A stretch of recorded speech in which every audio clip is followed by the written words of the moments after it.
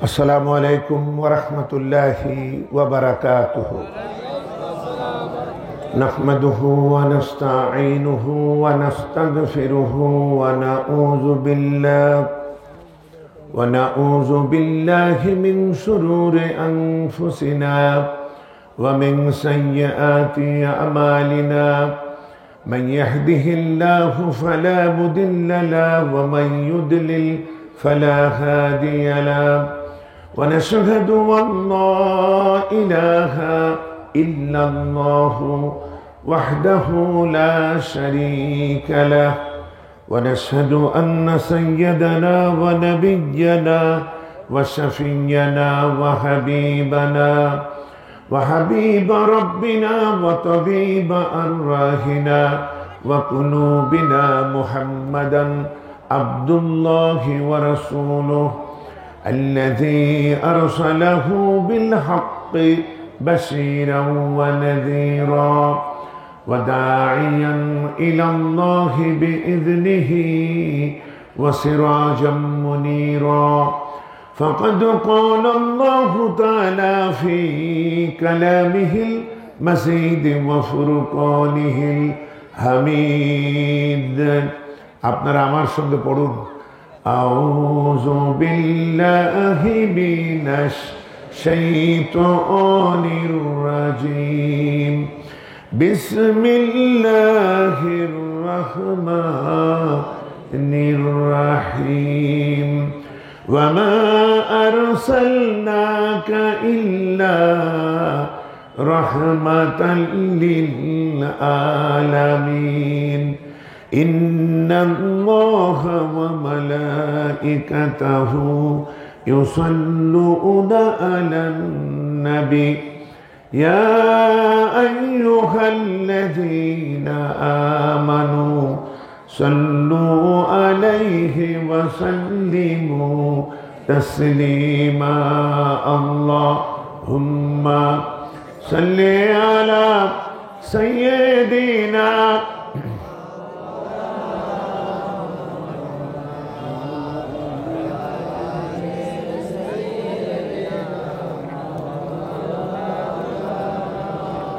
Allahumma salli ala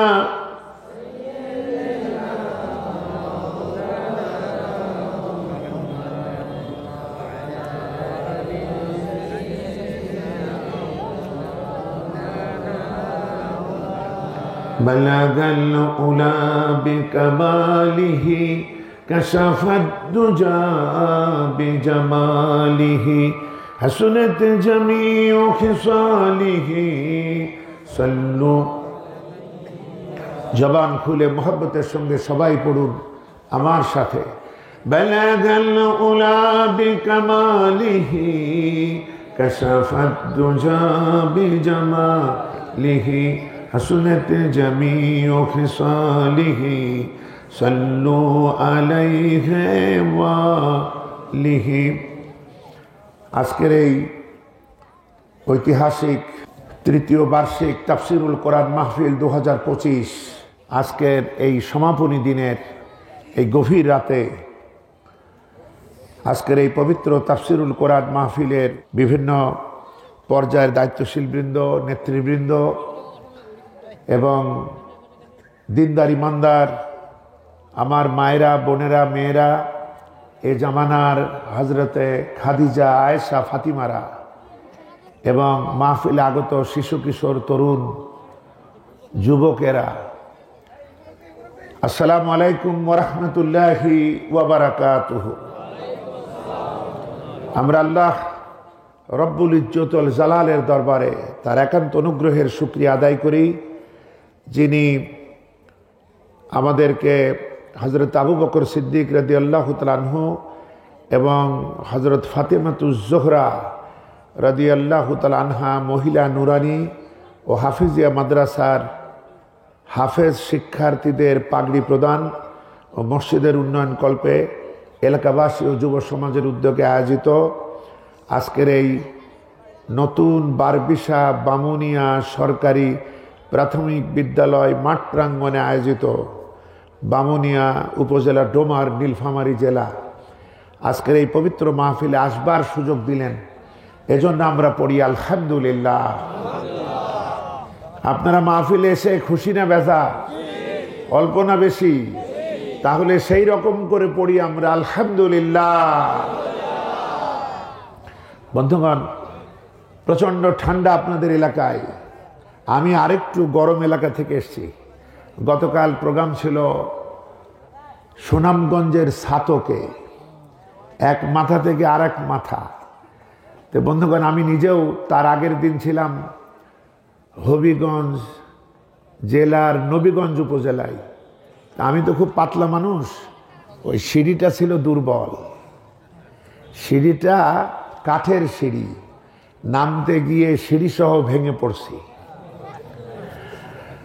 আপনারা হাসলেন, তারা হাসে নাই, শুধু আমি হাসছিলাম। লোকেরা কষ্ট পাইছিল, মানুষেরা দোয়া করছে, এখনো আমাকে ওষুধ খেতে হচ্ছে। এর ভিতরে আমি চাইছিলাম আরো ঘন্টাখানেক আগে কথা বলতে পারলে একটু ধীরে ধীরে আপনাদের সাথে কথা বলতে পারতাম। বাংলাদেশের মাহফিলগুলো এত রাত করা হয় যে ফজরের নামাজের কোনো গ্যারান্টি নাই। এগুলো আমাদের বাদ দিতে হবে। আল কোরআনের মাহফিল থেকে যদি আমরা রাসূলের সহিহ সুন্নাহর আমল না শিখি, নবীজি কি করতেন আমরা সব হুজুরেরা জানি। এশার নামাজের পর কথাও বলতেন না, আর আমরা এশার পর কথা শুরু করি। কি উল্টায় গেছি আমরা। বন্ধুগণ, রহমত পাইতে হলে, শান্তি সমৃদ্ধি মুক্তি পাইতে হলে রহমতওয়ালা নবীর পিছনে চলতে হবে, ঠিক কিনা? আমি আপনাদের সাথে নিয়ে একটি আয়াতে কারিমা তেলাওয়াত করেছি, সূরা আম্বিয়া, কোরআনে কারীমের 21 নম্বর সূরা, আয়াতে কারিমা 107। আল্লাহ পাক তার হাবিবকে বলছেন, ওয়ামা আরসালনাকা ইল্লা রাহমাতাল লিল আলামিন। আমি তো তোমাকে এই সৃষ্টি জাহানের জন্য কি করে পাঠাইছি? রহমত করে পাঠাইছি। সুবহানাল্লাহ। আমরা সবাই শান্তি পেতে চাই, তে শান্তিওয়ালা পিছনে তো চলতে হবে। আমরা যদি চলি জালো জালো আগুন জালো তাদের পিছনে, তাহলে শান্তি মিলবে নাকি? অমুকের কল্লা ছিঁড়ে নেব আমরা, অমুকের চামড়া তুলে নেব আমরা, এইসব স্লোগান যারা দেন তাদের পেছনে চললে শান্তি মিলবে নাকি?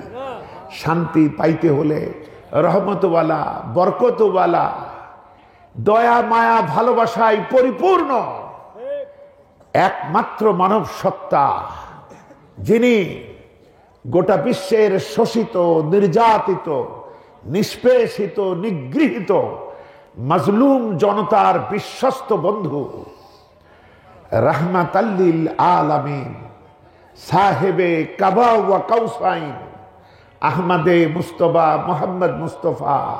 প্রাণ ভরে বলুন সাল্লাল্লাহু আলাইহি ওয়াসাল্লাম। তার পিছনে চলতে হবে, তার কথার পরে আর কোনো কথা চলবে না। তিনি যদি কিছু বলেন, মতভেদ করার সাধ্য কোনো মানুষের থাকবে না, ঠিক কিনা বলুন? তার নবুয়তের ফ্রিকুয়েন্সি, তার নেতৃত্বের রেঞ্জ কিয়ামত পর্যন্ত। সুবহানাল্লাহ। এটি হলো তার মহান আদর্শ সংবিধান, চূড়ান্ত এবং ফাইনাল সংবিধান, আল কোরআনে কারীম। আলহামদুলিল্লাহ। বন্ধুগণ, এই সংবিধানের পর আর কোন সংবিধান মুসলমানরা মানতে পারে? এটাই একমাত্র আদর্শ, তাকে মানতে হবে, তবেই শান্তি পাবেন। আমরা তো এটা বাদ দিয়ে সবকিছু মেনে দেখলাম। আমরা মুসলমান কিন্তু আদমশুমারির মুসলিম, এগুলা করে তো দেখলাম, আমাদের রেজাল্ট হলো এক বিগ জিরো। শুধু জিরো না, বিশাল জিরো আমরা পাইলাম। এখন একটু পাল্টাতে হবে না? বন্ধুগণ, আল্লাহ পাক পরীক্ষা করেন কষ্ট দিয়ে, পরীক্ষা করেন সমৃদ্ধি দিয়ে, স্বাধীনতা দিয়ে, দুটিই পরীক্ষা। কিন্তু কষ্টের পরীক্ষাটা সহজ, কারণ কষ্টে পড়লে আমরা এমনি আল্লাহ আল্লাহ করি, আর সুখের পরীক্ষায় আমরা আল্লাহকে ভুলে যাই। তো সুখের পরীক্ষা চলছে। বাক স্বাধীনতা কদিন আগেও ছিল নাকি? মাহফিল কি করা যাইতো? করতে হলে পারমিশন আর পারমিশন। বেনামাজিদের কাছে নামাজিদের পারমিশন নেওয়া লাগতো, এবং কোন কোন এলাকায় মাহফিল করতে গিয়ে ঘুষ পর্যন্ত দেয়া লাগছে। বন্ধুগণ, আজকে স্বাধীনতার পরিবেশ। আগের স্বাধীনতা যখন আমরা পাইলাম 54 বছর আগে, তখন আমাদেরকে বলা হলো যে এই স্বাধীনতাটা আমরা দাদা বাবুরা তোমাদের দিছি। আবার আমাদের নেতা নেত্রীরাও বলল এটা দাদা বাবুদের উপহার, যে কারণে বিগত অর্ধ শতাব্দী কাল এই স্বাধীনতার কাফারা তাদেরকে আমাদের দেওয়া লাগলো, ঠিক না? আল্লাহ পাক এটা পছন্দ করেন নাই, যার কারণে আল্লাহ পাক এবার যে স্বাধীনতা দিলেন, এটা পৃথিবীর কোন রাষ্ট্রের কাছে আমরা ঋণী নই। আমাদের সন্তানদের হাতে তিনি আমাদেরকে মুক্ত করে দিলেন। সুতরাং প্রশংসার একমাত্র দাবিদার কে? প্রাণ ভরে বলুন আলহামদুলিল্লাহ। আর যে সন্তানদের হাতে এই বিজয় এলো, সেই সন্তানদের জন্য আমরা দোয়া করি, যারা আহত এবং অসুস্থ, রব্বুল আলামিন যেন তাদের সুস্থতাকে ত্বরান্বিত করেন, আমিন। হেদায়েতের কথাগুলো এরকম করে ধীরে ধীরে বলতে হয়, অযথা চেঁচায় চিল্লায় কোনো লাভ নাই। হযরতে লুকমান তার ছেলেকে সর্বশেষ উপদেশ দিয়েছিলেন, পুত্র, ও আমার কলিজার টুকরা সন্তান, বেশি জোরে চেঁচাইও না। এই পৃথিবীতে সব থেকে নিকৃষ্ট স্বর হলো গাধার স্বর। আমাদের ওয়াজগুলা না চেঁচাইলে হয় না, অনেক কিছু আমাদের পাল্টানো লাগবে।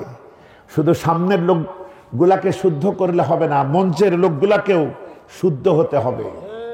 দেখছেন কেমন ঠিক বললো? তো বন্ধুগণ, সারা জীবন আমরা আপনাদেরকে একেবারে পিছে চলছি। হ্যাঁ, আপনারা টাকা দিলেন, পয়সা দিলেন, দান করলেন, আমরা তো 1 টাকাও দিলাম না। নিজে আমল না করে অন্য কারো কাছে চাইলে তাতে বরকত হয় না, ঠিক কিনা বলেন? যত বেহেশত আপনাদের দরকার, আমাদের লাগবে না? যত মিলাদ দোয়া আপনাদের বাড়িতে, হুজুরদের বাড়ি কোনো মিলাদে কোনোদিন আমরা জিলাপি পাইলাম না। বন্ধুগণ, সুতরাং আজকে কথা হবে হুজুরদের বিরুদ্ধে। রাজি আছেন আপনারা? আচ্ছা বন্ধুগণ, হুজুররা ভয় পাবেন না। হ্যাঁ, হুজুরদের ভয় পাওয়ার কোনো কারণ নাই। আমরা হুজুরদেরকে সম্মান করি, ভালোবাসি, আমরা বলি আলহামদুলিল্লাহ। বন্ধুগণ, হুজুররা যে আমাদের মাঝে মধ্যে ধমকায়, এটা ভালোবেসেই ধমকায়, তাই না? নোংরামি ঝাড়ু দিতে দিতে কিছু কিছু নোংরা এমন আছে যেখানে ঝাঁটা ঘুরায় পেছের দিক থেকেও জোরে দেওয়া লাগে। এই জন্য মাঝে মাঝে ধমক দেন তারা, মাঝে মাঝে বকা একটু দেন, আবার ভালোবাসেন, দোয়াও করেন। আমাদের জান্নাত তো তারাই দোয়া করে তৈরি করেন, তাই না? আমরা তো কোনো আমলই করি না। বন্ধুগণ, এইভাবে হবে না। বাপ মরলে, মা মরলে আমরা আমাদের দোয়া করা শিখতে হবে। জানাজাটা প্রতিটি সন্তানকে তার মা বাপের জানাজা করা শিখতে হবে। হুজুর দিয়ে জানাজা করা বাদ দেবেন। আর যদি করেন, হুজুরকে বলবেন, হুজুর আমার বাপ মরছে, বড্ড কষ্ট, আপনি একটু কান্দে দোয়া করে দেন। বাপ মরেছে আপনার, হুজুর কাঁদতে পারবে? কান্নার ভান ধরতে পারবে, প্রকৃত কান্না দিল থেকে আসবে না। আর হুজুরদের যত টাকা দেবেন দোয়া তত লম্বা হবে। এক রিক্সাওয়ালা এমপি সাহেবের বাড়িতে মিলাদ শুনতে গিয়ে দেখলো হুজুরের মোনাজাত আর থামে না। এমপি সাহেবের 14 গোষ্ঠী জান্নাতে পাঠিয়ে দিল। তো রিক্সাওয়ালার খুব ভাল লাগলো যে আরে আমার বাপ মাও তো নামাজ না পড়ে মরছে, সুতরাং এই হুজুরে আনলে ওরাও জান্নাতে যাবে। তো হুজুরকে দাওয়াত দিছে। হুজুর এবার রিক্সাওয়ালার বাড়ি গিয়ে 5 মিনিটে মোনাজাত শেষ। রিক্সাওয়ালা বলছে, হুজুর এ কেমন কাম করলেন? ওই দিন দেখলাম মোনাজাত আপনার শেষই হয় না, শেষে আমি নিজেই বললাম, আল্লাহ হুজুরের হাতটা নামায়ে দাও। এত বিরক্ত এইসব হুজুররা আমাদের করে, আর আজকে আপনি 5 মিনিটে শেষ। হুজুর বলছে, বেটা রিক্সাওয়ালা, এমপি সাহেব আমারে 5,000 টাকা দিছে, দোয়া তো লম্বাই হবে। আর তুই দিছিস 50 টাকা, তোর তো দোয়া করাই উচিত ছিল না। বন্ধুগণ, এরকম আছে কিনা বলেন? উপজেলা পরিষদের দায়িত্ব পাওয়ার পর 2009 আমার এমপি এবং 15 জন চেয়ারম্যান এবং ইউনো এবং তৎকালীন সরকারি দলের সামনে আমি বলেছিলাম যে আমার দেশে গিভ অ্যান্ড টেক ফর্মুলা চলে। আমরা হুজুরদের কিছু দিয়ে তাদের দুনিয়া তৈরি করি, আর হুজুররা আমাদের জান্নাত তৈরি করে। এইভাবে গিভ আর টেক। হুজুররা কিভাবে জান্নাত তৈরি করে? আমাদের জন্য দোয়া করে দেয়। ওই বেটার বাপ মা কত বড় জালিম ছিল এটা হুজুররা দেখে না। নামাজি ছিল না বেনামাজি ছিল, তার ঈমান সঠিক ছিল কিনা, নৈতিক চরিত্র ছিল কিনা, দোয়া করলেই জান্নাতুল ফেরদৌস দাও। এটা মামু বাড়ির আবদার নাকি? এই কোরআনে সূরা তওবার 80 নম্বর আয়াতটা দেখেন। বাড়ি গিয়ে রাসূলের পিছনে সহি তরিকায় নামাজ পড়েছে মদিনার সাহাবী, 5 ওয়াক্ত নামাজ, প্রখ্যাত কুখ্যাত সাহাবী আব্দুল্লাহ বিন উবাই রাসূলের পিছনে। তার জানাজা করতে এসেছেন আল্লাহর নবী স্বয়ং। আল্লাহ পাক বলছেন, নবী ওর জন্য একবার না 70 বার যদি আমার কাছে ক্ষমা চাও আমি ওরে মাফ করব না। তুমি কোন মলি সাহেব দোয়া করো তার বেহেশত পাঠাও? হবে না, এটা সহজ না। বন্ধুগণ, আমরা রহমত পেতে চাই, আমরা ঠিক কিনা বলেন? রহমত পাইতে চাই কিনা? রহমতের বৃষ্টি পৃথিবীতে পড়ে, সব ভিজে যায়, কিন্তু আমরা দেখি একটা পাতা মোটেও ভেজে না ওই রহমতের পানিতে। ওই পাতার নামটা কি? কসুর পাতা। তা আল্লাহ পাকের রহমত দ্বারা আমরা সবাই উপকৃত হব, ঠিক আছে, কিন্তু কারো চরিত্র যদি কসুর পাতার মতো হয় তবে হুজুরের দোয়া তাকে জান্নাতে পৌঁছাতে পারবে না। বন্ধুগণ, আপনাদের নিয়ে আজকে কিছু কথা বলি। কি কথা বলবো নিজেও সিদ্ধান্ত নিতে পারছিলাম না। পরে আপনাদের নেতা আমার ভাই রবিউল ভাইয়ের বক্তব্য থেকে সিদ্ধান্ত নিয়ে ফেললাম, ইনশাআল্লাহ। আমরা বলি ইনশাআল্লাহ। আজকে 2টা তাফসীর শোনাবো। একটা হলো যে আয়াতটা পড়ছি এইটে, এর হক আদায় করে তাফসীর করতে কেউ পারে নাই। নবী জীবনের কত দিকে রহমত এটা বলে শেষ করা যাবে না। শুধু এক কথাই শুনুন, আমার জীবনের যত দিকে দয়া মায়া মেহেরবানি লাগবে, আমার ব্যক্তি জীবন, পরিবার জীবন, সমাজ জীবন, রাষ্ট্র জীবন, আন্তর্জাতিক জীবনে সব ক্ষেত্রেই নবীর রহমতওয়ালা অবদান রয়েছে। আমরা বলি আলহামদুলিল্লাহ। এই একটা মানুষ আমার দুনিয়াতেও লাগবে, আমার আখিরাতেও লাগবে। আর কারো দরকার নাই, আর কারো দরকার নাই। সুবহানাল্লাহ। বন্ধুগণ, আমাদেরকে আল্লাহ 2টা রহমত দিয়েছেন মৌলিক। একটি নবীজি মুহাম্মদুর রাসূলুল্লাহ সাল্লাল্লাহু আলাইহি ওয়াসাল্লাম, আর একটি এই মহান কোরআন। এই 2টি রহমত। সূরা রহমানে আমরা পড়ি, আর রহমান আল্লামাল কোরআন। রহমান তিনি যিনি তোমাদেরকে দয়া করে এই কোরআন শিখিয়েছেন। সুবহানাল্লাহ। 99টা নাম থেকে বাছাই করে আল্লাহ পাক তার মোহাব্বতে ভরা মায়া ভরা নাম রহমান এনে তিনি কোরআনের পরিচয় দিলেন। আলহামদুলিল্লাহ।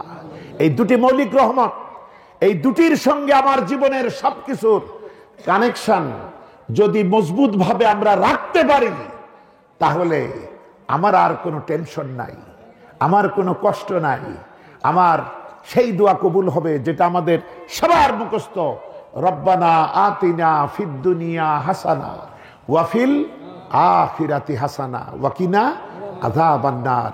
আমাদের দুনিয়ায় কল্যাণ দাও, আখিরাতে কল্যাণ দাও, জাহান্নামের আযাব থেকে আমাদের বাঁচাও। আমরা বলি আমিন। এই দোয়ার প্রথম অংশ দুনিয়ার কল্যাণ, এটা আমরা তো পাই নাই। এ দোয়ার প্রথম অংশ কবুল হয় নাই, কিন্তু এটা সাহাবীদের জীবনে কবুল হয়েছিল। তাদের দুনিয়াও সুন্দর, তাদের আখিরাতও সুন্দর। আমরা কতটুকু কল্যাণ পাইছি? কোর্টে যখন যান দেখেন না, হাজারো হাজারো লক্ষ লক্ষ গায়েবী মামলা। এটারে কি কল্যাণ বলে? আমি অনুরোধ করব সব জায়গার ইসলামী আন্দোলনের ভাইদেরকে অতি সত্বর তৎপর হন।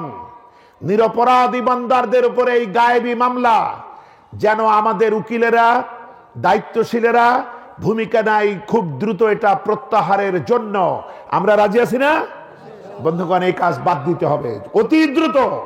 নানা কাজে এই কাজটা ভুলে যাওয়া যাবে না। আমার হাতটা পাটার নিচে, আমি কিভাবে আগাবো?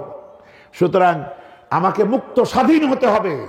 এই মামলা না যাওয়া পর্যন্ত আমরা কিন্তু যে কোনো মুহূর্তে কখন কি হয়, কারণ আমরা তো ইন্না লিল্লাহ পড়তে পারি, কিন্তু শত্রু সবসময় তৎপর। শত্রুরা অলসতা করে না, বন্ধুরা খবর রাখে না। মরে দেখেন বন্ধু ওই দিন আসবে জানা যায়। এতদিন যে কষ্টে ছিলেন কেউ দেখতে আসে নাই, মরার পর সবাই এসে ইন্না লিল্লাহ পড়ে জানা যায় দাঁড়াবে। বন্ধুগণ, এরকম বন্ধু হইলে হবে না, আমাদের রেডি হতে হবে।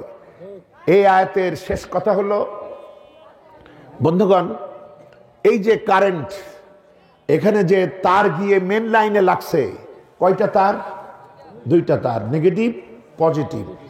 কেমনে লাগছে? ঢিলা ঢালা না মজবুত ভাবে?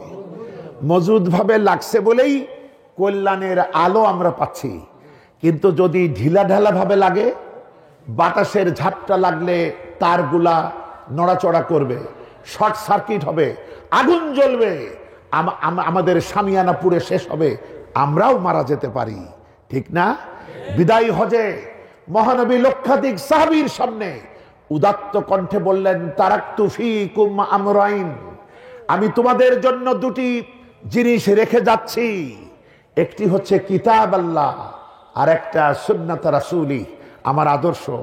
আল্লাহর কিতাব, আমার আদর্শ, এই দুটিকে মজবুত ভাবে ধরো। যদি পারো, জগতে কেউ তোমাদেরকে লাঞ্ছিত করতে পারবে না, অপমানিত করতে পারবে না, বেইজ্জত করতে পারবে না। যেটা মজবুত ভাবে ধরবার কথা সেটাই আমরা অবহেলায় ধরছি, যার জন্য আমাদের কপালে আজ আগুন জ্বলছে। বন্ধুগণ, আমাদের তওবা করে ফিরে আসতে হবে। আমাদের রহমতওয়ালা নবীর নেতৃত্ব মেনে চলতে হবে। কোরআনে কারীমে বেহেশতে যাওয়ার একটা ফর্মুলা আছে। এই ফর্মুলাটা আপনাদের দিয়ে যায়। ছাত্রকালে ছাত্ররা পড়ে A+B হোল স্কয়ারের ফর্মুলা। জান্নাতে যাওয়ার ফর্মুলাটা মুখস্থ করেন, আতিউল্লাহ ওয়া আতিউর রাসূল। আল্লাহর কর্তৃত্ব মানো আর নবীর নেতৃত্ব মানো। এটাকেই বলে আল্লাহ এবং তার রাসূলের আনুগত্য করো। আলহামদুলিল্লাহ, এটা এত গুরুত্ববহ পরিভাষা, যেজন্য কোরআনে এক জায়গায় বলা হয় নাই, বহু জায়গায় বলা হয়েছে। সুবহানাল্লাহ। যখন ড্রাইভার ঢাকা যায়, তখন রাস্তার মোড় আসলে দেখেন না দিক নির্দেশক সাইনবোর্ড, এদিকে ঢাকা, এদিকে খুলনা, এদিকে যশোর, এদিকে দিনাজপুর, যাতে ড্রাইভার পথ ভুল না করে। কোরআন পড়বেন, জীবন ও জগৎ সম্পর্কে ভাববেন, হাজারো রকমের ঝড় ঝাপটা আসবে, এর মধ্য দিয়ে যেন আমি আমার জান্নাতের ফর্মুলা না হারাই। এজন্য আল্লাহ পাক কোরআনের বিভিন্ন সূরার মধ্যে এই পরিভাষাটা এনেছেন, আতিউল্লাহ ওয়া আতিউর রাসূল। কোরআনে কারীমে সূরা আলে ইমরান সূরা নম্বর 3 আয়াতে কারিমা 132 সূরাতুন নিসা কোরআনে কারীমের 4 নম্বর সূরা, আয়াতে কারিমা 59-69, সূরাতুল মাইদা কোরআনে কারীমের 5 নম্বর সূরা, আয়াতে কারিমা 92। এরপরে পাবেন সূরা আনফাল, বদর যুদ্ধের পর্যালোচনামূলক সূরা। একদিকে গনিমতের মালের পরীক্ষা, প্রাপ্তির পরীক্ষা, আরেক দিকে রয়েছে স্বজনহারা বেদনার পরীক্ষা, কষ্টের পরীক্ষা, টেনশনের পরীক্ষা। এই টেনশন এবং টাকার লোভে, গনিমতের লোভে আমরা যেন আমাদের টার্গেট মিস না করি। এজন্য এই সূরাটিতে 3 জায়গায় বলা হয়েছে।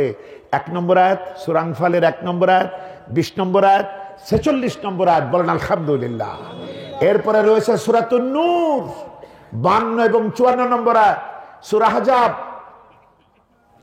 33 নম্বর সূরা, এর মধ্যে পাবেন 66 নম্বর আয়াত, এরপরে পাবেন 71 নম্বর আয়াতের মধ্যে। এরপরে রয়েছে সূরা হুজুরাত 14 নম্বর আয়াত, সূরা মুজাদালা 13 নম্বর আয়াত, সূরা তাগাবুন 12 নম্বর আয়াত। সর্বত্র বলা হচ্ছে আতিউল্লাহ ওয়া আতিউর রাসূল, আল্লাহ এবং তার রাসূলের আনুগত্য করো। এটাই হলো জান্নাতের ফর্মুলা। আমরা বলি আলহামদুলিল্লাহ। বন্ধুগণ, আমাদেরকে বান্দা হতে হবে। কি হতে হবে? তিনি রব, সর্বোচ্চ মর্যাদায় সমাসীন, আর আমরা সবচেয়ে নিচে, তার স্নেহধন্য আমরা হচ্ছে আব্দ, এই রুবুবিয়াত আর আমরা আব্দিয়াত। আমরা যদি বান্দা হতে পারি, আল্লাহ পাক তার বান্দাদের জন্যই জান্নাত সাজিয়েছেন। আলহামদুলিল্লাহ। কিয়ামতের দিন জান্নাতের মুখী করে রহমতের ফেরেশতারা বলবে, ইয়া আইয়াতুহান নাফসুল মুতমাইন্না, হে প্রশান্ত আত্মা, সুবহানাল্লাহ। কোনো টেনশন নেই, যে আল্লাহর প্রতি ভরসা করে। আল্লাহর 99টা নামের গুণগুলা দেখেন তো, ওই রকম গুণধর কোন বন্ধু যদি পাইতাম, অভিভাবক পেতাম, সাথী পেতাম, আমাদের কোনো টেনশন থাকতো নাকি? কিন্তু আমরা শুধু মানুষ খুঁজি যারা অসম্পূর্ণ, অথচ আমরা তো তাকে পাইছি। তিনি তো আমাদের কাছেই, শুধু আমাদেরকে কাছে যেতে হবে। তিনি আমাদের কত কাছে, সুবহানাল্লাহ। আমাদের জীবনের রক্তার চাইতেও তিনি আমাদের কাছে। এবার আমরা তার কাছে যাব, কেমনে যাব? যাইতে হলে সিজদায় যেতে হবে। বলেন আলহামদুলিল্লাহ। বন্ধুগণ, আমাকে আপনাকে সিজদার মতো করেই তৈরি করা হয়েছে। আপনি গরু দিয়ে, ছাগল দিয়ে সিজদা করতে পারবেন?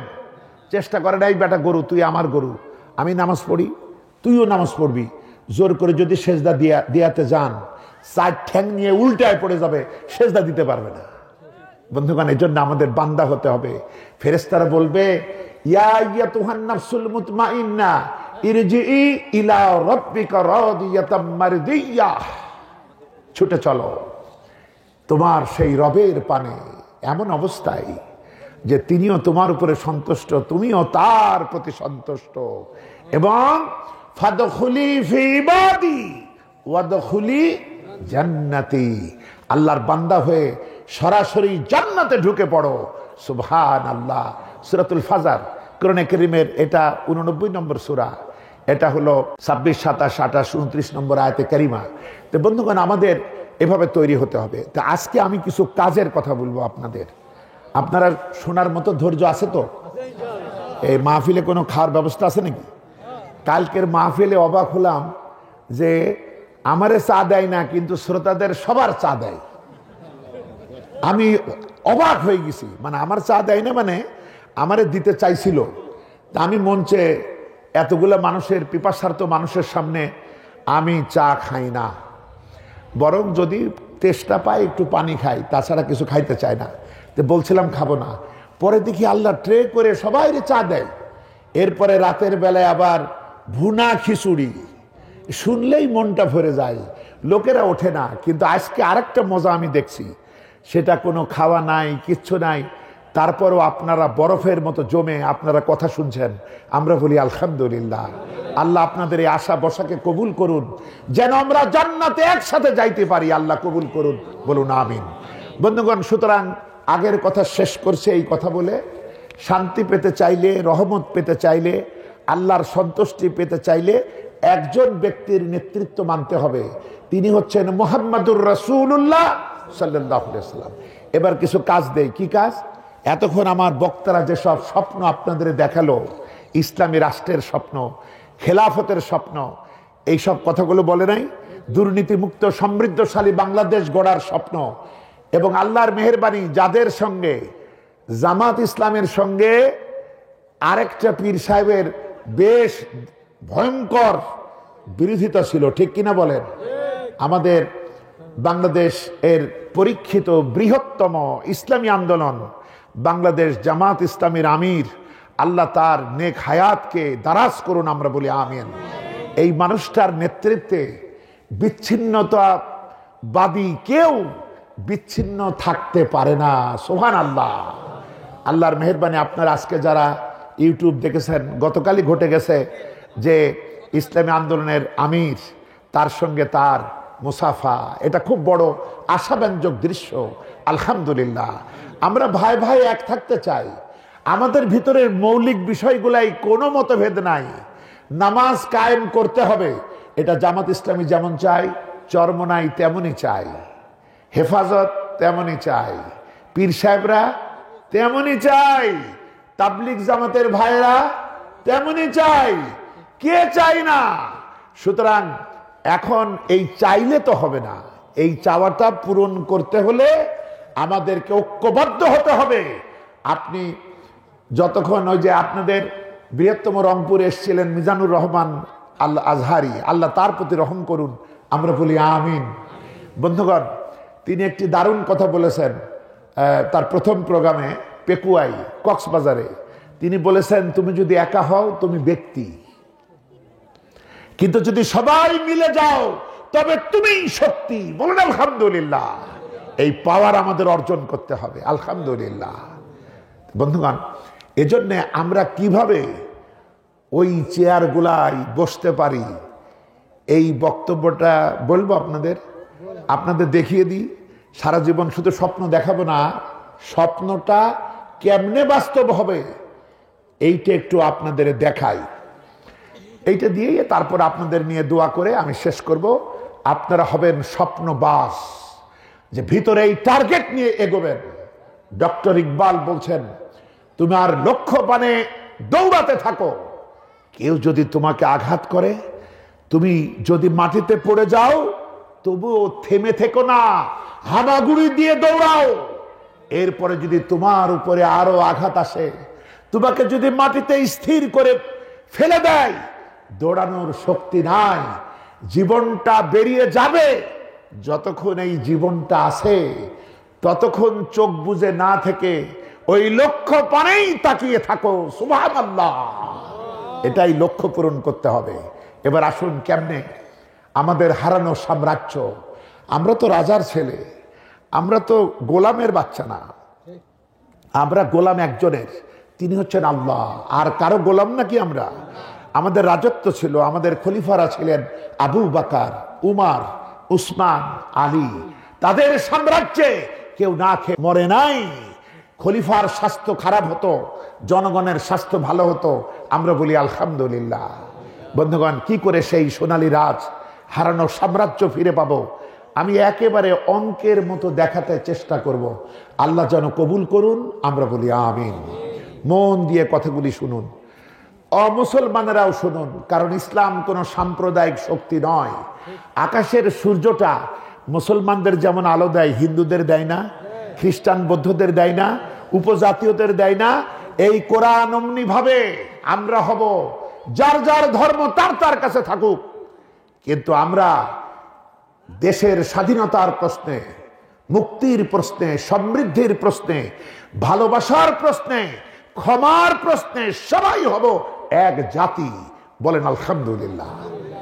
কোরআনে কারীমে সূরা লুকমান, লুকমান কোনো নবী নন, ফেরেশতা নন, একটা মানুষ, কৃতদাস, চেহারা সুরত তেমন একটা আহামরি কিছু না, কিন্তু লোকটাকে আল্লাহ জ্ঞান দান করেছিলেন। তার জ্ঞানের কারণে তিনি তার ছেলের সাথে যে কথাগুলো বললেন, আল্লাহ এত খুশি হলেন। তার কথাগুলি আল্লাহ কোরআনে ঢুকিয়ে হযরতে লুকমানকে বিশ্ববাসীর সামনে চিরন্তন বানালেন। সুবহানাল্লাহ। এবার আমাদের ছেলে পেলে আছে না? আমি দেখেছি মাহফিলে অনেক কিশোর তরুণ শিশুরা আছে। এই কারণে আমি কেউ কেউ ঘুমায়ও গিয়েছে, ঘুমিয়ে থাকুক। তা এজন্য আমি চিন্তা করলাম এটা একটা পারিবারিক সামাজিক মাহফিল, সুতরাং এই পরিবার সমাজ থেকেই আমাদের আওয়াজ তুলে রাষ্ট্রকে কবজা করতে হবে, ঠিক না? তাই আমি একটু আপনাদের অল্প কথায় বুঝাই, খেয়াল করুন। সূরা লুকমানের 17 নম্বর আয়াত, এখানেই রয়েছে মুক্তির ফর্মুলা। দাওয়াতে দ্বীন এক অনিবার্য মিশন। ইন্টারনেটে যদি এই নাম দিয়ে সার্চ দেন, আমার একটা লেখা বই পাবেন, দাওয়াতে দ্বীন এক অনিবার্য মিশন। এই বইটা এখন অনেকে, আমি এই বইটা বিক্রি করতে পারি নাই, এই বইটা ছিনতাই হয়ে এখন যারা ব্যবসা করে তাদের হাতে ইন্টারনেটে। তো বেশি দাম না, 40 টাকা মতো দাম। আর একটু কষ্ট করে খুঁজলে আমার চ্যানেল যদি পেয়ে যান, তাহলে একদম ফ্রি নামাইতে পারবেন। আলহামদুলিল্লাহ। এবার দেখুন, হযরতে লুকমান বেশ কিছু উপদেশ দিয়েছেন আগে পরে ছেলেকে। 17 নম্বর উপদেশটা খেয়াল করুন। তিনি বলছেন, ইয়া বুনাইয়া আকিমিস সালাতা ওয়া'মুর বিল মা'রুফি ওয়ানহাউ আনিল মুনকার ওয়াসবির আলা মা সাবাক ইন্না যালিকা মিন আজমিল উমুর। বাপ ছেলের সাথে কথা বলছে। বাপ কার সাথে কথা বলছে? আপনারা তো বলেন, তাই না? আল্লাহ খুব পছন্দ করছে। সুবহানাল্লাহ, খুব পছন্দ করছে। তে পিতা ছেলেকে কি বলছে? ইয়া বুনাইয়া, মানে ও আমার কলিজার টুকরা সন্তান, ও আমার আব্বু জান, বুনাইয়া আর ইবনি, ইবনি মানে ও আমার ছেলে, বুনাইয়াও ও আমার ছেলে। কিন্তু বুনাইয়াতে স্নেহ, মায়া, মমতা প্যাকেট করে ঢুকাই দেওয়া হয়েছে, ভরে দেওয়া হয়েছে। কারণ হেদায়েত মানুষের দিলে ডাকাতের মতো, দারোগার মতো ঢুকতে চায় না। হেদায়েত মানুষের দিলে মেহমানের মতো ঢুকতে চাই, ভালোবেসে ঢুকাইতে হবে, তাই না ভাই? ফাযাক্কির ইন্নামা আনতা মুযাক্কির লাস্তা আলাইহিম বিমুসাইতির, সূরা গাশিয়া 21 এবং 22 নম্বর আয়াত। নবী, আমি তোমাকে দারোগা পুলিশ বানাই নাই যে জোর করে মানুষের হেদায়েত করবা। মানুষকে যুক্তি দিয়ে ভালোবেসে হেদায়েত করো। সুবহানাল্লাহ।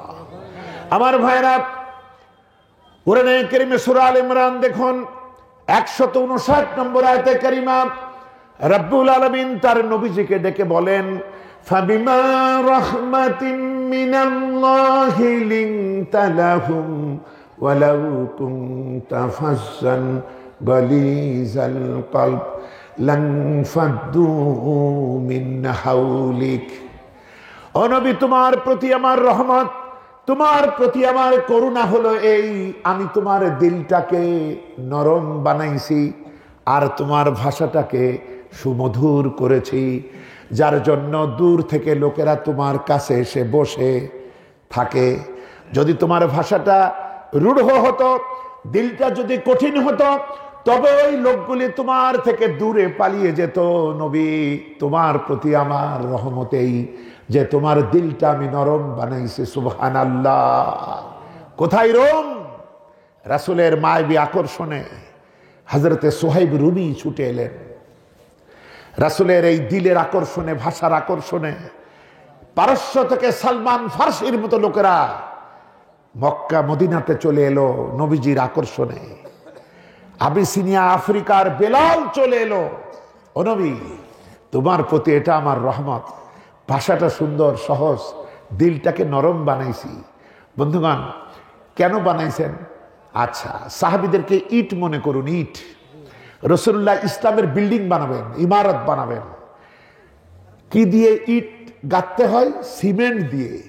সিমেন্ট প্রথম অবস্থায় নরম না শক্ত? নরম, কাদার মতো নরম। রাসূলুল্লাহ দিলেন আবু বকর, হৃদয়ের মহব্বত ঢেলে দিলেন উমর, আবার মহব্বতের সিমেন্ট। এইভাবে এক এক করে লক্ষাধিক সাহাবী নিয়ে তিনি ইসলামের যে বিল্ডিং বানালেন। একটু পরে কি হলো? নরম সিমেন্ট ইটগুলাকে জাম করে ধরলো। বিল্ডিংটা কত শক্ত হলো! কান্নাহুম বুনিয়ানুম মারসুস। সুবহানাল্লাহ। কোরআনে কারীমে সূরা সাফ 4 নম্বর আয়াত।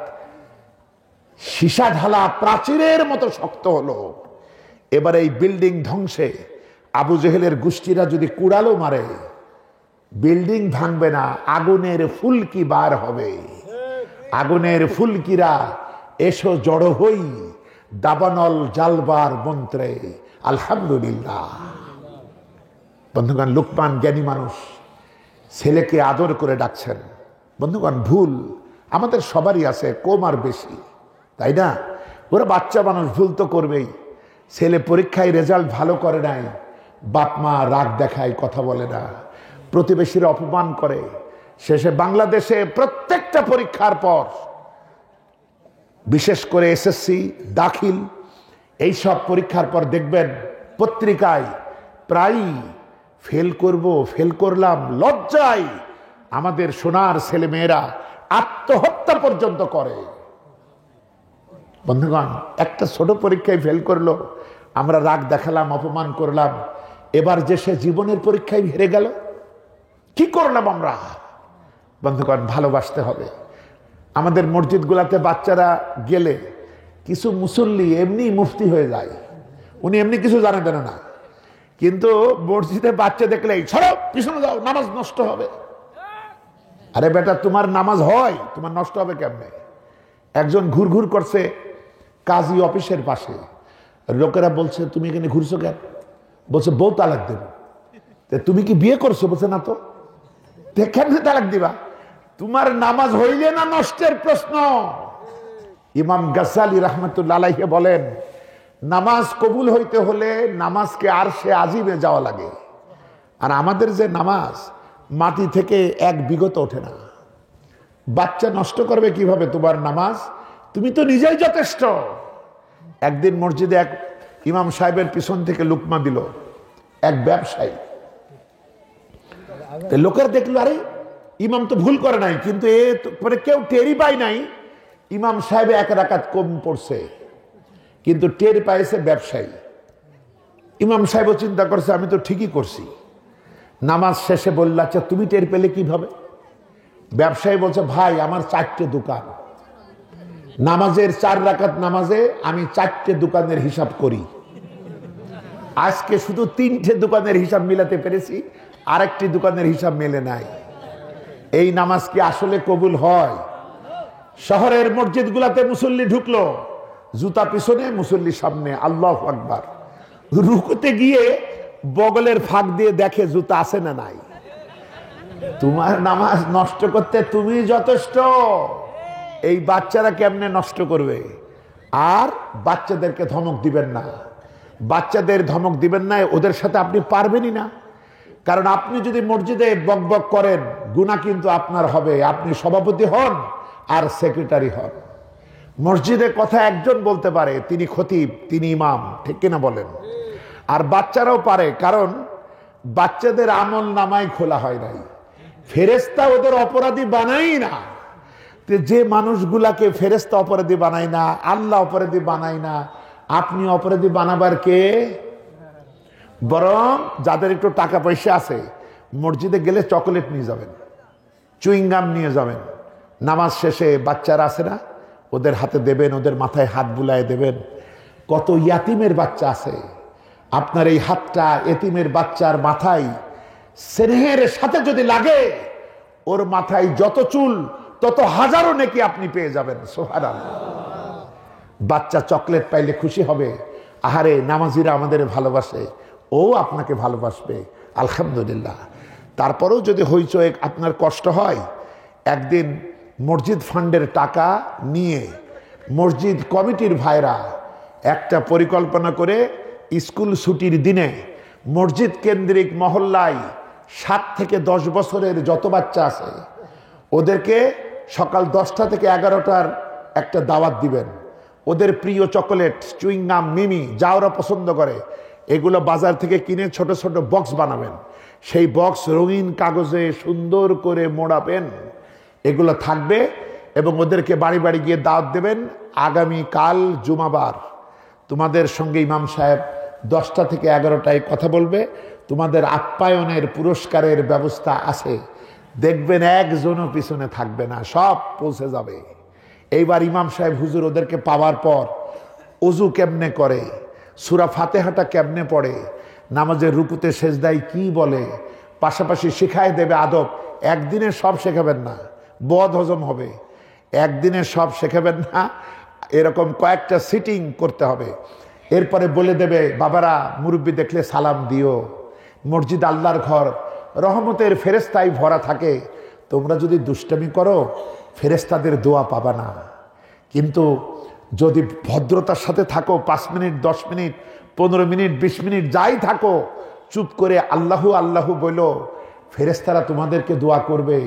এই নাও চকোলেট। এভাবে যদি হেদায়েতের বাণী কান দিয়ে না গলা দিয়ে ঢুকান, ওই ছেলে কি মসজিদে আর চেঁচাবে, চিল্লাবে? এরপরও আরো একটা কাজ করবেন, মসজিদে বাচ্চা দেখলেই পাশে পাশে নেবেন, ওদেরকে বলবেন এই যাও পিছনে যাও।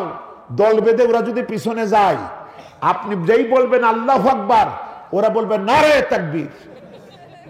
ওদেরকে এক জায়গায় দাঁড়াতেই দেবেন না, ওদেরকে আপনি পাশে নেবেন। ও যখন দেখবে পাশে আমার স্যার, আমার শিক্ষক, আমার হুজুর, আমার বড় ভাই, আমার চাচা, মামা এরা দাঁড়িয়ে আছে, ও কি দুষ্টামি করবে? বন্ধুগণ, এজন্য পেটে দিলে পিঠে সয়। আমরা পেটে দেব না, পিঠে কিল মারব না। ভাই ভালোবাসুন। যারা ছোটদেরকে স্নেহ করে না, আর যে ছোটরা বড়কে সম্মান করে না, সে রাসূলের উম্মতি নয়। যত লেবাসই আমি আপনি পরি, কোনো দাম নাই। রাসূল তার উম্মতের খাতা থেকে নাম কেটে দেবে। হযরতে লুকমান বলছে আব্বু জান, জ্ঞানী মানুষ তো আদর করে কথা বলছেন। বাপ যখন আদর করে কথা বলে সন্তানের আত্মবিশ্বাস ফিরে পায়, মনোযোগের কান পিতার দিকে নেয়, তার বুকটা ভরে যায়, আব্বা আমাকে এত ভালোবাসছে। লোকমানের ছেলেও এবার মনোযোগের কান বাপের দিকে নিল। এইবার পিতা হেদায়েত দিচ্ছে। এখানে আসল কথা, খেয়াল করুন। আকিমিস সালাত, কথা শেষ হয় নাই। আকিমিস সালাত, কথা শেষ হয় নাই। ওয়ামুর বিল মারুফ ওয়ানহাউ আনিল মুনকার। সুবহানাল্লাহ বলেন। বলছেন আব্বু, আব্বুজান, সালাত কায়েম করবা। কি কায়েম করবা? ক্লাস 8-এর পরীক্ষায়, ইসলামিয়াত পরীক্ষায় প্রশ্ন এসেছে, সালাত নষ্ট হয় কিসে? ছেলে লিখেছে টমেটো আর শসা অনেক আগে কেটে রাখলে সালাদ নষ্ট হয়। সে বোঝে নাই সালাত আর সালাদের পার্থক্য কি।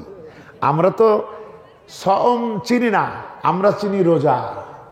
আমরা সালাত কম লোকেই চিনি, কিন্তু সবাই যেটা চিনি সেটা নামাজ। ঠিক কিনা বলেন? তো ঠিক আছে, তারপরে যদি কোরআনের পরিভাষাগুলো বলি, অক্ষরে অক্ষরে কত নেকি হবে? 10 করে নেকি হবে। সুবহানাল্লাহ। এজন্য আমাদের একটু রুচি চেঞ্জ করতে হবে। আচ্ছা, পিতা কি বলছে? আব্বুজান, সালাত কায়েম করবা। ছেলে তাকালো, কারণ ছোট ছেলে তো, এই ধরেন 10 বছরের মতো বয়স। ছেলে তো জানে না সালাত কায়েম কেমনে করে।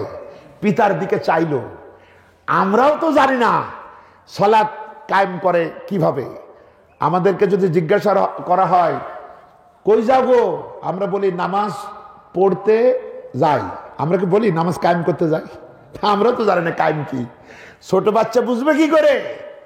তাই বাচ্চা আরো মনোযোগী হলো, আব্বা এটা কি বলেন। জ্ঞানবান পিতা ছেলেকে বুঝাই দিচ্ছেন। আমরা না শিখালে কে শেখাবে? তিনি বলছেন ওয়ামুর বিল মারুফ ওয়ানহাউ আনিল মুনকার। বন্ধুগণ, সালাত কায়েম করতে হলে দুটি কাজ জরুরি। কয়টা কাজ? একটা, সৎ কাজের আদেশ দিবা, আর অসৎ কাজ থেকে মানবতাকে ফিরাবা। এই দুটি কাজ না করলে, নামাজিরা যদি এই দুটি কাজ না করেন, তাহলে সালাত কায়েম হবে না। সালাত শুধু পড়াই হবে। আমি দেখাই। ধরুন আমরা সবাই মিলে এখানে একটা আম গাছের চারা রোপণ করব।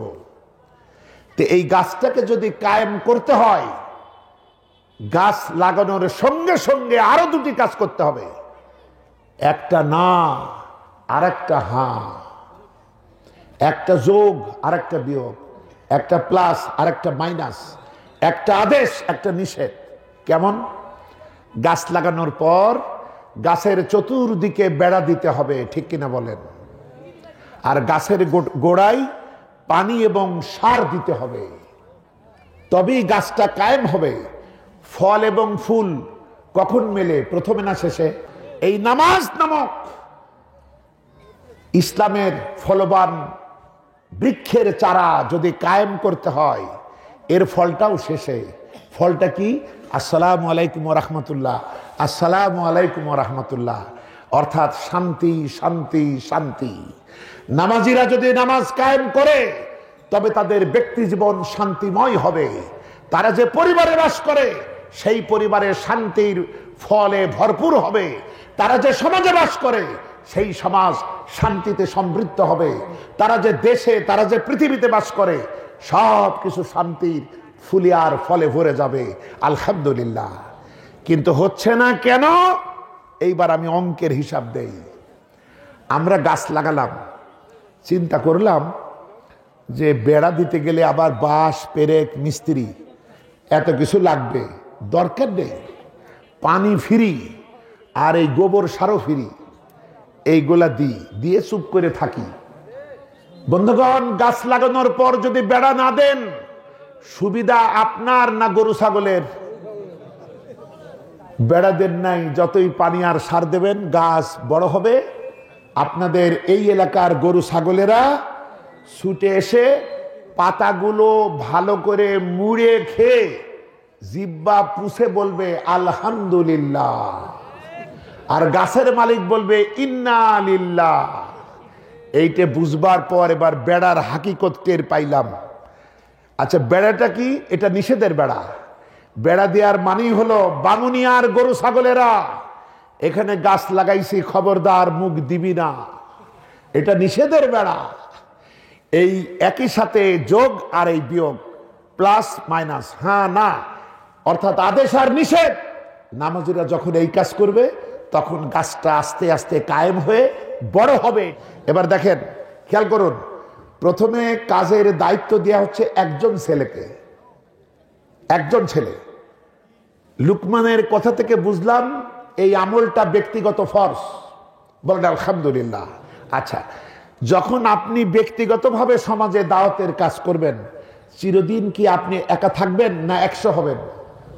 একদিন 100 হবেন। তখন আপনার ভক্তরা, আপনার ভালোবাসার মানুষেরা, আপনার বন্ধু বান্ধবের ভিতরে ডাক্তার থাকবে, ইঞ্জিনিয়ার থাকবে, শিক্ষক থাকবে, মাদ্রাসা শিক্ষিতরা থাকবে, জেনারেল শিক্ষিতরা থাকবে, দোকানদার থাকবে, ঠেলাওয়ালা, রিক্সাওয়ালা, কৃষক, পেশাজীবী, চাকরিজীবী, ব্যবসায়ী, সব মিলে 100 হয়ে যাবে খুব তাড়াতাড়ি। এবং পাশাপাশি লুকমানের ছেলেটাও বড় হবে, আলহামদুলিল্লাহ। বন্ধুগণ দেখুন, খেয়াল করুন, এবার লুকমানের কথা থেকে বুঝলাম সালাত কায়েমে সৎ কাজের আদেশ, অসৎ কাজের নিষেধ, এটা ব্যক্তিগত ফরজ। কিন্তু চিরদিন ছেলে তো একা থাকবে না, আস্তে আস্তে লোক বাড়বে। এবার যখন 100 হয়ে গেল, ছেলে বড় হলে বাপ মা বেশি উপদেশ দেয় না।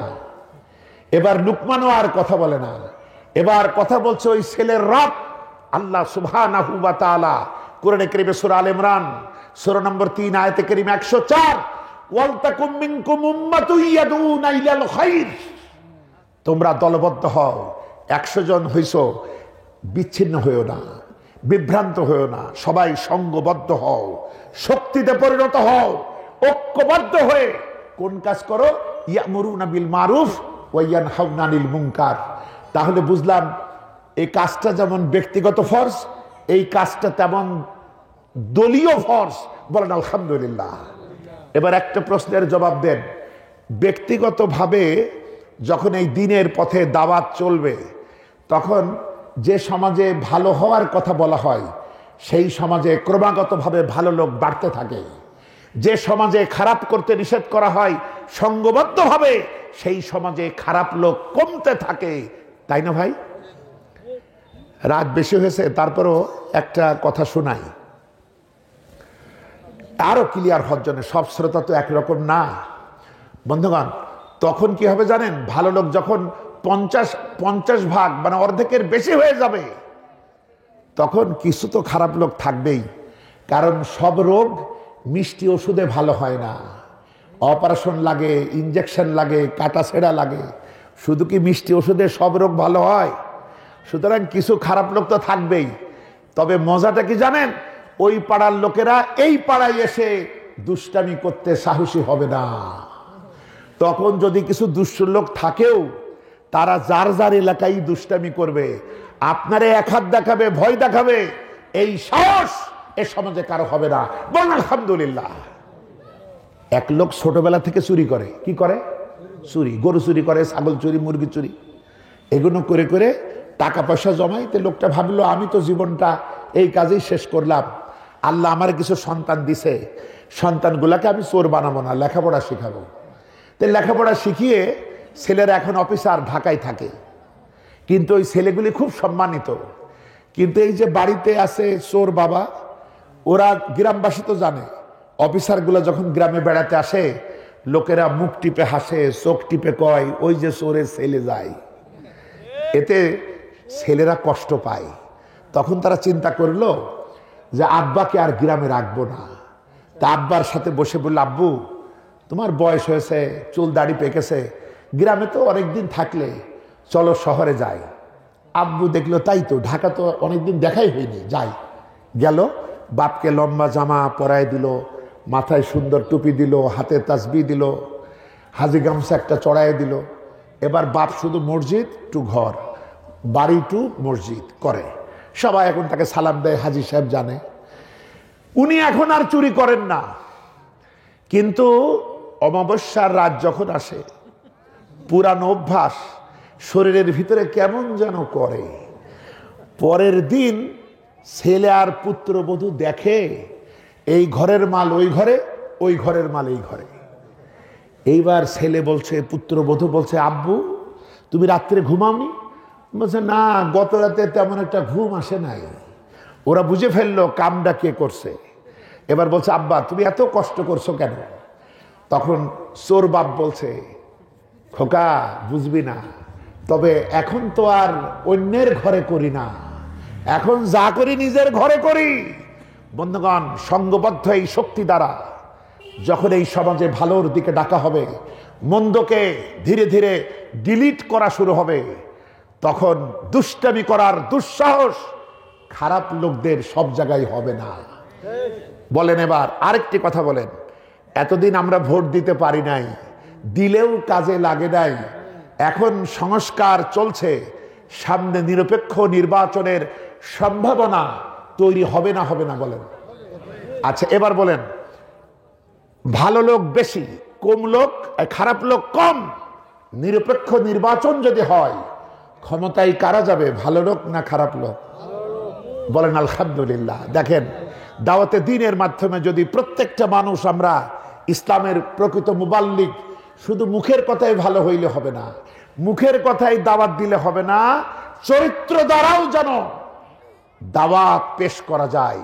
আমার লেনদেন, উঠা বসা, কোন দোকানে বাকিকে হাল খাতার পরও শোধ দিই না, এই রকমের জুলুমবাজি মুসলমানদের জীবনে থাকবে না, ঠিক কিনা বলেন? এগুলো বাদ দিয়ে আমরা যদি চরিত্র ঠিক করি, উদার হই, ভালো হই। দেখলেন না আমার বক্তৃতার শুরুতে গান গাইলো, দাও খোদা দাও, না কি যেন দাও। আবার যখন গান বলবে, যে গানগুলো ঐতিহাসিক, আমাদের প্রেরণার, তখন আপনারাও মুখ মিলাবেন।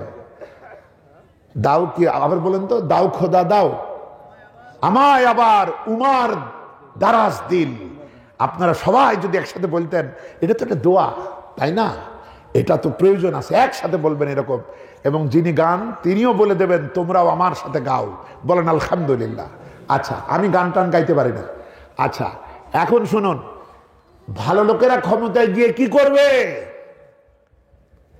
কাবি খা, মানে খাবি খা, এরকম করবে নাকি? আহারে, পুকুর চুরি বাংলাদেশে হয় নাই, সাগর চুরি হয়েছে, এত চুরি হয়েছে। ইমানদার আল্লাহ ভীরু লোকেরা ক্ষমতায় গেলে কি করবে দেখুন। ক্ষমতায় গেল, ক্ষমতায় গিয়ে কি করবে দেখেন। দায়িত্ব বাড়লে কর্তব্যও বাড়ে, দায়িত্ব বাড়লে কর্তব্যও বাড়ে। কোরআনে কারিমে সূরাতুল হজ 22 নম্বর সূরা, আয়াতে কারিমা 41, আল্লাযীনা ইম্মাক্কান্নাহুম ফিল আরদ, আমি যখন মোমেনদের ক্ষমতায় বসাই, ইমানদার তাকওয়াবানেরা যখন ক্ষমতায় আসে, এবার এতক্ষণ কাজ করেছে 2টা, নামাজ কায়েমে, এবার কাজ 4টা, বলেন আলহামদুলিল্লাহ।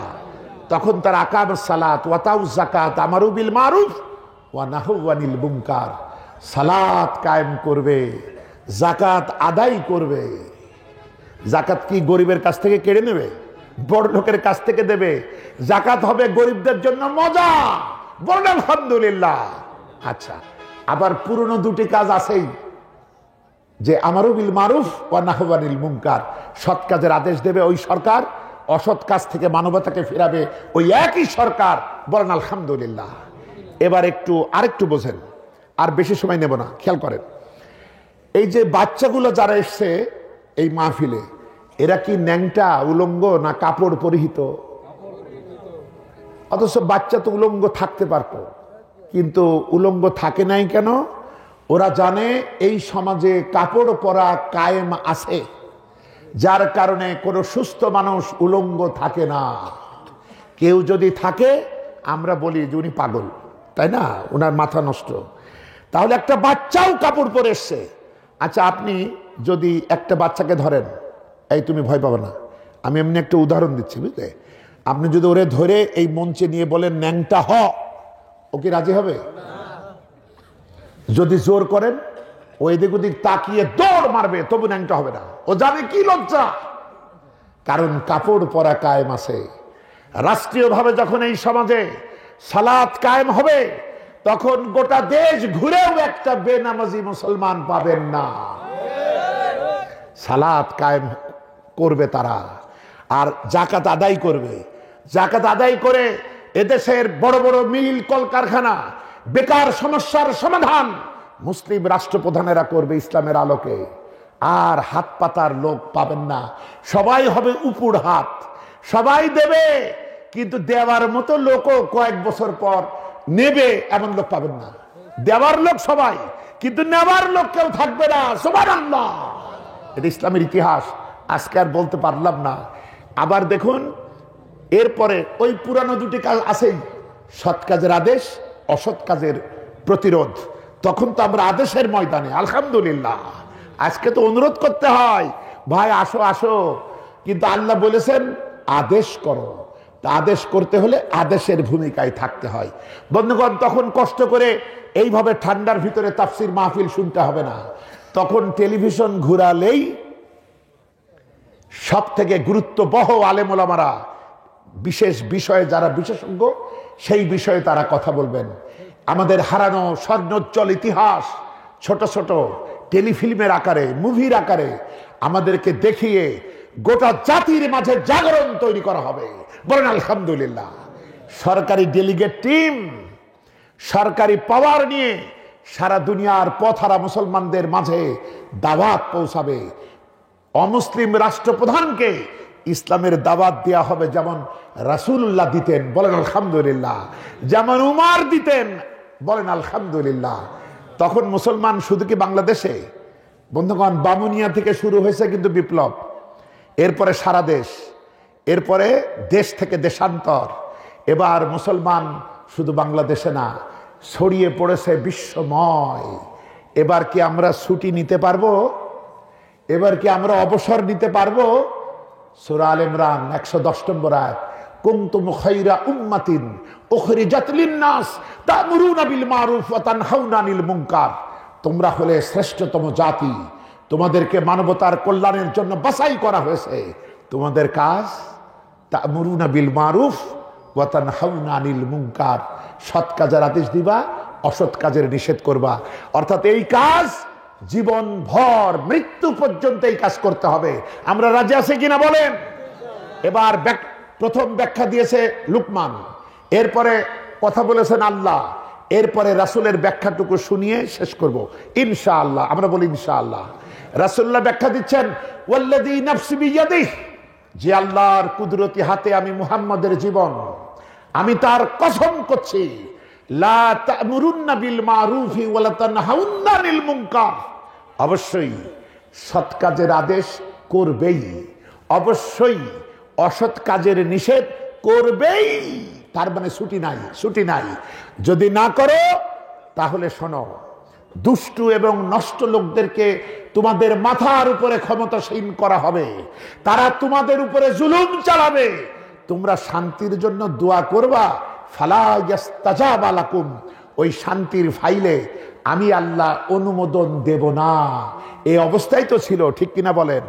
আমাদের সোনার ছেলেরা যখন বিপ্লবের শাহাদাতের মন্ত্রে উজ্জীবিত হয়ে রাস্তার উপরে তারা নামাজ পড়েছে, দোয়া করেছে, রাত নেই দিন নেই নির্ঘুম ভাবে আন্দোলন করেছে, আল্লাহর রহমত নেমে এসছে।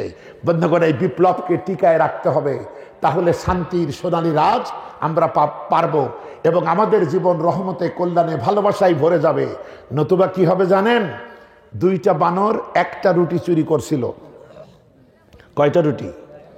এবার চিন্তা করলো, তুই ভাগ করলে তো হবে না, আমি ভাগ করলেও হবে না, চল হনুমানজির কাছে যাই। আমাদের বড় ভাই হনুমানজির কাছে গেল। হনুমান বলল, তোমরা জাগা মতোই এসছো, দাও। হনুমান এমন ভাবে কামড়ায় আর আস্তে করে পাঠায় দেয় মহাপবিত্র মাইজ ভান্ডার শরীফ। এটা হলো মাঝের ভান্ডার, তো ওই জন্য বললাম মাইজ ভান্ডার শরীফ। এখানে ঢুকায় দেয়, রুটি শেষ। দুই বানর কান্দে, মিয়া ভাই করলেন ডাকি? বলছে, আমি যুক্তিপূর্ণ কাজ করছি। তার মানে? বলছে, তোদের পেট বড় না আমার পেট বড়? বলছে, আপনার পেট বড়। তোদের যদি অর্ধেক রুটিতে পেট ভরে, আমার পেটটা ভরতে আস্ত রুটি লাগবে না? বানরা আর কথা কইতে পারে না। বন্ধুগণ, বানরেরা ঠকলো কেন? বানরেরা ঠকলো এই জন্য, বানর তার রুটি রুজি বন্টনের দায়িত্ব দিল এমন এক ব্যক্তির হাতে যার পেট বানরের চাইতে বড়। আজ বিশ্ব মানবতা ঠকছে কেন? কারণ বিশ্বের সমস্ত পাবলিক যাদেরকে ক্ষমতায় বসায় অথবা এদেরকে দমন করে যারা বসে, ওদের পেট জনগণের চাইতে বড়। এই কারণেই তো আমরা ঠকি। বন্ধুগণ, বিশ্ব মানবতা আর ঠকবে না, বানরেরাও ঠকতো না যদি বানরেরা রুটি ভাগের দায়িত্ব পেটওয়ালা হনুমানকে না দিয়ে যদি এমন কারো কাছে দিত যার কোনো পেট নাই, চাহিদা নাই, তাহলে বানরেরা ঠকতো নাকি? আমরাও ঠকবো না। যদি আমরা যার পেট নাই, ক্ষুধা নাই, অভাব নাই এমন কারো হাতে দিতে পারি, আমরাও ঠকবো না। তিনি কে? আল্লাহুস সামাদ। আল্লাহর কোনো অভাব নাই, প্রয়োজন নাই, ক্ষুধা নাই। সুতরাং বিশ্ব মানবতা যদি আল্লাহর আইনের কাছে সারেন্ডার করতে পারে এবং এই আইনে যারা বিশ্বাসী, এই আইনের জন্য যারা জীবন দিতে পারে, যারা সব ছাড়তে পারে, এরকম নেতৃত্বের অনুসারে যদি হতে পারে, গোটা পৃথিবী জান্নাতের টুকরাই হেসে উঠবে। আমরা বলি আলহামদুলিল্লাহ।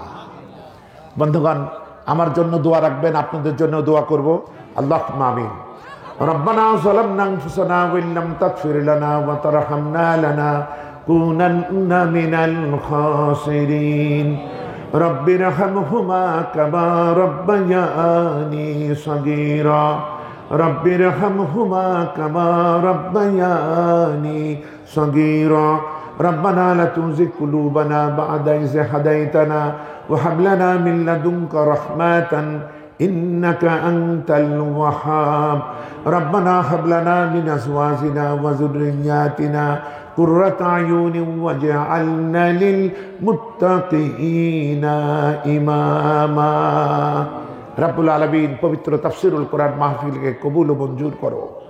যারা এই মাহফিলে সাহায্য দিয়েছে, দেবার ওয়াদা করেছে, দেশে, এলাকায় এবং বিদেশে, আল্লাহ প্রত্যেকের দানকে তুমি কবুল ও মঞ্জুর করে নাও।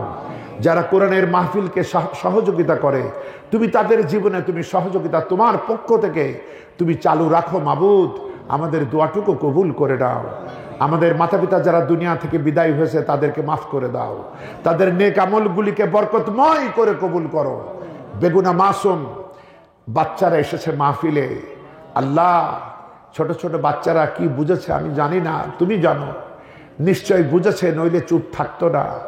এই নিষ্পাপ শিশুদেরকে, এই কিশোর তরুণদেরকে এ জামানার হযরতে আলীর মতো, উমারের মতো, খালিদের মতো, হামজার মতো এবং আমার মা বোনদেরা যারা এসেছেন তাদের সেই সব তরুণী, যুবতী এবং মেয়ে শিশু যারা, তাদেরকে হযরতে ফাতিমার মতো, আয়েশার মতো ইসলামের জন্য কবুল ও মঞ্জুর করে নাও। রব্বুল আলামিন, আমার মা বোনদের প্রতি রহম করো। তারা ধৈর্য সহকারে দীর্ঘ সময় বসে থেকে পুরুষের চাইতেও সংখ্যায় অধিক হারে তারা সাহায্যও করে, কথা শোনে। আল্লাহ, আমার মা বোনদেরকে মাফ করে দাও। স্বামী সংসার নিয়ে সুখে শান্তিতে বাস করার তৌফিক দাও। নিঃসন্তানীকে নেক সন্তান দাও। আমাদের যাদের ঘরে বিবাহযোগ্য মেয়ে আছে, মাবুদ মেহেরবান, আমরা যেন তাদেরকে সৎপাত্রস্থ করতে পারি, সেই তৌফিকটুকু আমাদের দান করে দাও। আলেম ওলামারা যারা কথা বলেছেন, নেতৃবৃন্দ যারা কথা বলেছেন, সমস্ত কথা থেকে দুনিয়া ও আখিরাতে আমাদেরকে উপকৃত হওয়ার তৌফিকটুকু দান করে দাও। রব্বুল আলামিন, বিশেষ করে আমাদের জেলার নেতা অধ্যাপক মৌলানা আব্দুস সাত্তার ভাই, তিনি চলে গেলেও সালাম পাঠিয়েছেন। আল্লাহ, তুমি আমাদের এই জেলা নেতৃবৃন্দ, উপজেলা নেতৃবৃন্দ এবং ইউনিয়ন নেতৃবৃন্দ, ওয়ার্ড নেতৃবৃন্দ এবং তাদের সহযোগী, সহযোদ্ধা, কর্মী, সমর্থক, আল্লাহ প্রত্যেককে আমাদেরকে তোমার দিন কায়েমে বলিষ্ঠ ভূমিকা রাখার তৌফিকটুকু দান করে দাও। রব্বুল আলামিন, আমরা যারা ঋণগ্রস্ত তাদেরকে ঋণ পরিশোধের তৌফিক দান করে দাও। আমরা যারা অসুস্থ তাদেরকে সুস্থতা দান করে দাও। এই প্রচণ্ড ঠান্ডায় খোলা মাথায় ছুটবে নারী পুরুষ, বাচ্চারা, আল্লাহ বাচ্চাগুলাকে তুমি সুস্থতা দান করে দাও। সবাইকে সুস্থ থাকার তৌফিক দাও। আমরা যেন এক নতুন বাণীতে উদ্বুদ্ধ হয়ে, পবিত্র কোরআনের জন্য একাকার হয়ে আমরা বাংলাদেশের পরীক্ষিত বৃহত্তম ইসলামী সংগঠনে যোগদান করে এক হয়ে তোমার দিন কায়েমে ভূমিকা রাখতে পারি, তৌফিক দাও। রব্বুল আলামিন, আমাদের গাছগুলি ভরে তোমার বরকতের ফল ফলাদি দাও। আমাদের মাঠগুলি ভরে তোমার বরকতের ফসলাদি দাও, আর আমাদের কলিজা ভরা ঈমান তুমি দান করে দাও। আমাদের এই সর্বশেষ যে স্বাধীনতা আমরা পাইলাম, যারা মারা গেছেন তাদেরকে শাহাদাতের উচ্চ মর্যাদা দাও, যারা বেঁচে আছেন তাদের সুস্থতাকে ত্বরান্বিত করো। রব্বুল আলামিন প্রধান উপদেষ্টা মহোদয় থেকে শুরু করে সকল উপদেষ্টাদের দিলে সহি ঈমান ও তাকওয়া তুমি বকশিশ করে দাও। আল্লাহ, তাদের মাধ্যমে সংস্কার কাজ আল্লাহ তুমি যতটুকু পছন্দ করো ততখানি হবে, এবং এরপরে নিরপেক্ষ একটি নির্বাচনের মাধ্যমে যারা মানবতার কল্যাণ চায়, তোমাকে ভয় করে, তাদের হাতে যারা কোরআনের সংবিধান চান, আল্লাহ এ জাতির নেতৃত্ব তুমি তাদেরকে দান করে দাও। রব্বুল আলামিন, আমরা যারা অভাবগ্রস্ত, আল্লাহ আমাদের রুটি রুজি, আমাদের মৌলিক চাহিদা আমরা অনেকেই পূরণ করতে হিমশিম খাই। আল্লাহ তুমি আমাদের প্রতি রহম করো, আমাদের কাজে কামে আয় উন্নতিতে রিজকে বরকত দান করে দাও। রব্বুল আলামিন, বিশেষ করে আমাদের মসজিদের ইমাম ও মুয়াজ্জিন ভাইরা এত সামান্য বেতনে তাদের জীবন চালাতে হয়, পবিত্রতার সাথে আল্লাহ সকল মসজিদ কমিটিরা ধনী, তাদের দিলে ইমাম এবং মুয়াজ্জিনদের প্রতি প্রকৃত ভালোবাসা দান করে দাও। মুসল্লিদের দিলে ইমাম ও মুয়াজ্জিনদের প্রতি ভালোবাসা বকশিশ করে দাও। আল্লাহ, যে ইমামেরা মুয়াজ্জিনেরা রাত দিন দোয়া করে এই সমস্ত গুনাহগার মুসল্লিদের গুনাহ মাফের জন্য তোমার কাছে ফরিয়াদ করে, তাদের দুনিয়া ও আখিরাত সমৃদ্ধশালী করার জন্য ফরিয়াদ করে, সেই ইমাম সাহেব, সেই মুয়াজ্জিনেরা, খাদেমেরা বাল বাচ্চা নিয়ে কত কষ্টে জীবন অতিবাহিত করেন, তারপর মুখে হাসি রাখেন তোমার উপরে ভরসা করে। আল্লাহ, আল্লাহ সেই পরিবেশ দাও যাতে সমাজে ইমামেরা, মুয়াজ্জিনেরা তারা যেন সর্বোচ্চ সম্মানিত হতে পারেন, সেই তৌফিক তুমি দান করে দাও। রব্বুল আলামিন, যারা এই প্যান্ডেল সাজালেন, আলো দিলেন, মাইক সাউন্ড সার্ভিস দিলেন, তাদের পরিবার পরিজন সহ তাদেরকে হালাল রিজিকে তুমি বরকত দান করে দাও। রব্বুল আলামিন, যত ছাত্র ভাই বোনেরা এসেছেন আল্লাহ, তাদেরকে মনোযোগ সহকারে লেখাপড়া করার তৌফিক দান করে দাও। যৌবনের দোষে, পরিবেশের দোষে কত গুনাহে আমরা লিপ্ত হয়ে যাই। রব্বুল আলামিন, আমরা যেন নফসের দাসত্ব না করি, জীবনের সকল ক্ষেত্রে প্রকাশ্য গোপনে তোমার বন্দিগি যেন করতে পারি, তৌফিক দান করে দাও। আল্লাহ, তুমি ব্যবসায়ীরা যারা ইমানদার, যারা দিনকে ভালোবাসে, মানবতাকে ভালোবাসে, আল্লাহ যারা কল্যাণকে ভালোবাসে, তাদের ব্যবসায় বরকত দান করে দাও। যারা এরকম চাকরিজীবী, তাদের চাকরিতে প্রমোশন পাওয়ার তৌফিক দাও। আল্লাহ, যারাই যেভাবে মানবতার খেদমতে নিয়োজিত, তাদের দিলে তোমার ঈমানকে, চরিত্রকে আরো প্রসারিত হওয়ার তৌফিক দাও। আলেম ওলামাদের মধ্যে ঐক্যের বাতাস প্রবাহিত হচ্ছে। আল্লাহ, আমরা ভাই ভাই যেন এক হয়ে যাই, তোমার দিন কায়েমের স্বার্থে তৌফিকটুকু দান করে দাও। যারা তোমার দিনের জন্য বিগত দিনে গুম হয়েছেন, খুন হয়েছেন, আল্লাহ তাদের পরিবারের প্রতি রহম করো। আল্লাহ, তাদের কেউ যদি এখন বেঁচে থাকেন, তাদেরকে আপনজনদের কাছে ফিরায় দাও। রব্বুল আলামিন, আর যেন এই অভিশপ্ততা আমাদের শুনতেও না হয়, দেখতেও না হয়, সে তৌফিক তুমি দান করে দাও। ইসলামের পুনর্জাগরণ তৈরি করে দাও। রব্বুল আলামিন, খোলাফায়ে রাশেদার সেই রাজত্ব আমরা যেন আবার ফিরে পাই, এই তৌফিক আমাদের দান করে দাও। রব্বানা তাকাব্বাল মিন্না ইন্নাকা আনতাস সামিউল আলিম ওয়া তুব আলাইনা ইন্নাকা আনতাত তাওয়াবুর রাহিম।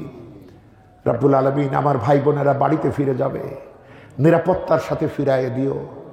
আপনারা আমাদের জন্য দোয়া রাখবেন, আমিও যেন, আমার সাথী সহ যেন আমরা আমাদের গন্তব্যে নিরাপদে পৌঁছতে পারি। আমার মা বাপ কেউ পৃথিবীতে নাই, আল্লাহ তাদেরকে যেন মাফ করে দেন। আমার আর পরিজনের প্রতি আল্লাহ যেন মেহেরবানি করেন। আমার সন্তানেরা, স্ত্রী এবং আমি নিজেও যেন আল্লাহর দ্বীনের পথে পরিপূর্ণ তৎপর থাকতে পারি, এই দোয়াটুকু আপনারা করবেন। আমার যে অযোগ্যতা আছে, আল্লাহ যেন এটা যোগ্যতায় রূপান্তরিত করেন। আল্লাহ, আমি নিজের জন্য যা চাইলাম, আমার এই ভাই বোনদের জন্যও তাই চাচ্ছি। আমাদেরকে সেই জান্নাত দাও, যে জান্নাতে গিয়ে পরাণ ভরে তোমার নবীজিকে দেখতে পাবো। তোমার পবিত্র ঘর জিয়ারতের বাসনা যাদের দিলে আছে, সেই ঘর না দেখাই আমাদের মাইরোনা। সুবহান রাব্বিকা রাব্বিল ইজ্জাতি আম্মা ইয়াসিফুন ওয়া সালামুন আলাল মুরসালিন আলহামদুলিল্লাহি রাব্বিল আলামিন। লা ইলাহা ইল্লাল্লাহু মুহাম্মাদুর রাসূলুল্লাহ সাল্লাল্লাহু আলাইহি ওয়া সাল্লাম। আসসালামু আলাইকুম ওয়া রাহমাতুল্লাহ।